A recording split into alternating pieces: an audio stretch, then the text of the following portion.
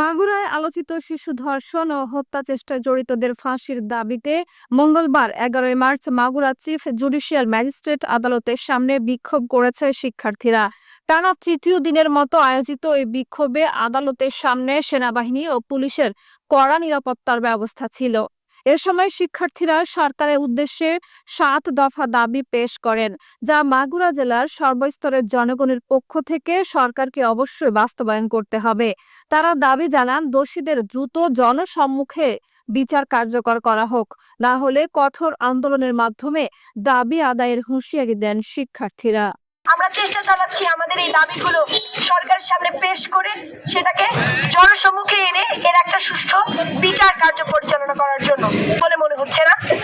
সর্বশেষ আমরা মাগুরা জেলার সর্বস্তরের জনগণের পক্ষ থেকে একটা স্মারকলিপি গঠন দিকে নজর দিক। আমরা মেয়েরা নিরাপত্তাহীনতায় আছি, আমরা প্রতিদিন আসতেছি যাচ্ছি, আমরা জানি না আমরা কিভাবে বাসায় যাচ্ছি আর আসতেছি, আপনাদের কারোর সে ধারণাও নেই। তাই করুন, সামনে এসে দাঁড়ান, রুখে দাঁড়ান, নিজেদের অধিকারের কথা বলুন। অবশ্যই ইনশাল্লাহ বিজয় একবার না বহুবার আসছে, আবার আসবে। বাঙালি এমনই জাতি, বাঙালি এমনই জাতি, তারা কখনো